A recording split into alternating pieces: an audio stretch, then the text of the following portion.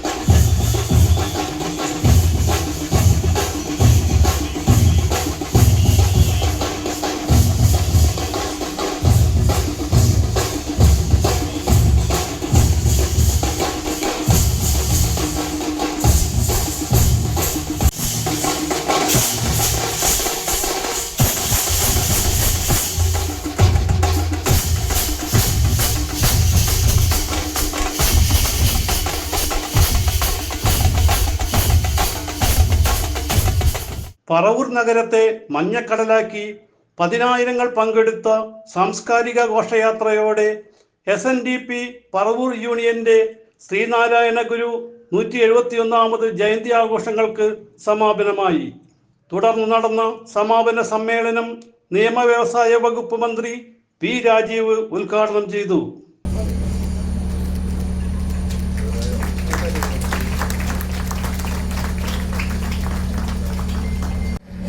അത് കാലാതിവൃത്തിയാണ്. കാലാതിവൃത്തിയായ ദർശനം മുന്നോട്ട് വയ്ക്കുമ്പോഴാണ് ദാർശനികന്മാർ മഹാന്മാരായിട്ട് മാറുന്നത്.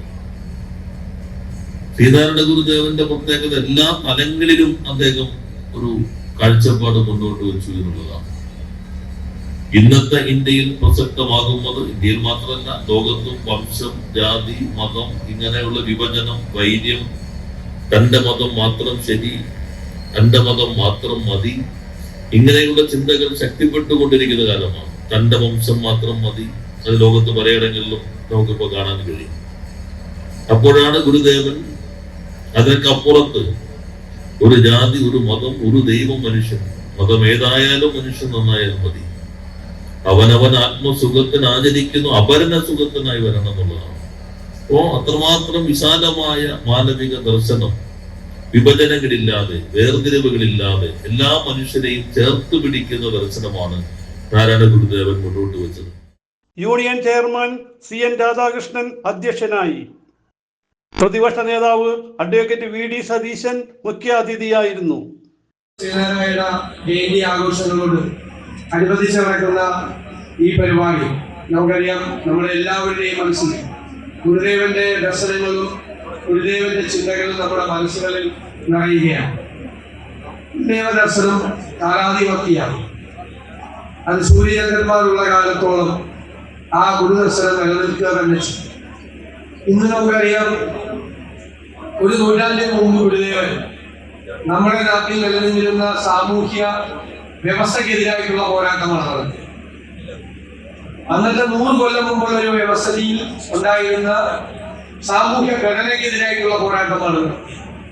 ഒരു വിഭാഗം ജനങ്ങളെ അധസ്ഥിതരായി കാണുകയും പിന്നോക്കം നിൽക്കുന്നവരായി കാണുകയും അവരുടെ ജീവിതത്തിലുള്ള അവകാശങ്ങൾ നിഷേധിക്കപ്പെടുകയും ചെയ്ത ഒരു കാലം. വഴി നടക്കാൻ അവകാശമില്ലാത്ത, ദേവാലയങ്ങളിൽ പോയി പ്രാർത്ഥിക്കാൻ അവകാശമില്ലാതെ, വിദ്യാഭ്യാസം നടത്താൻ അവകാശമില്ലാതെ സാമൂഹ്യ ഘടനയിൽ പിന്തള്ളപ്പെട്ടു പോയ ഒരു വിഭാഗം ജനങ്ങളുടെ മോചനത്തിനാണ് ഗുരുദേവൻ പോരാടിയത്. എല്ലാ മനുഷ്യരും ഒന്നുപോലെയാണ്. ജാതിയുടെ പേരിൽ, മതത്തിന്റെ പേരിൽ, ദൈവങ്ങളുടെ പേരിൽ മനുഷ്യനെ വേർതിരിക്കാൻ പാടില്ല. എല്ലാവരും ഒന്നാണ്. ഞങ്ങൾ വിധേയരായി ജീവിക്കേണ്ടവരാണ്, വിധിക്കപ്പെട്ടവരാണ് എന്ന് ചിന്തിച്ചൊരു സമൂഹത്തോട് അങ്ങനെ വിധേയരായി ജീവിക്കേണ്ടവരല്ല നിങ്ങൾ എല്ലാ മനുഷ്യരെയും പോലെ തുല്യരാണെന്നുള്ള ബോധ്യം അവരുടെ മനസ്സിലുണ്ടാക്കി, ആത്മവിശ്വാസം ഉണ്ടാക്കി ആ വലിയ പോരാട്ടത്തിന് ഗുരുദേവൻ വഴിതെളിച്ചു. ഞാൻ എപ്പോഴും നഗരസഭ പ്രതിപക്ഷ കൗൺസിൽ നേതാവ് TV നിതിൻ, കൗൺസിലർ രഞ്ജിത്ത് മോഹൻ, യോഗം councillor Sheeba teacher, director board അംഗങ്ങളായ PS ജയരാജ്, MP ബിനു, യോഗം നേതാക്കളായ D Babu, Kannan Koottukad, VN Nagesh, PT Sivasudhan, Shaija Muralidharan, Nikhila Dileep, NK Sajeev, Akhil Shanthi, VR Dosan, Joshi Pallekkattu, KB Subhash എന്നിവർ സംസാരിച്ചു. യൂണിയൻ കൺവീനർ ഷൈജു മനക്കപ്പടി സ്വാഗതം ആശംസിച്ചു. നമുക്ക് കിട്ടിയ ഏകദേശ ഒരു കണക്കനുസരിച്ച് 30,000-ത്തിനടുത്ത് കുടുംബാംഗങ്ങൾ ഇന്നത്തെ ഘോഷയാത്രയിൽ പങ്കെടുത്തു എന്നുള്ളതാണ്. അപ്പോൾ ഓരോ വർഷം ചെല്ലുന്തോറും ഇവിടെ ആ ഗുരുവിനോടുള്ള ഭക്തിയും സംഘടനയുടെ ശക്തി കാണിക്കുന്നതിനുള്ള ആ സമ്മേളനത്തിൽ കൂടുതൽ കൂടുതൽ കുടുംബാംഗങ്ങളും ശ്രീനാരായണീയരും എത്തുന്നു എന്നുള്ളത് അത് അഭിമാനത്തിനും സന്തോഷത്തിനും കാരണമാകുന്നു. D പ്രസന്നകുമാർ നന്ദിയും പറഞ്ഞു. വിവിധ രംഗങ്ങളിൽ മികവ് തെളിയിച്ചവരെ സമ്മാനങ്ങൾ നൽകി ആദരിച്ചു. CJ Joy, city voice news bureau, north Paravur.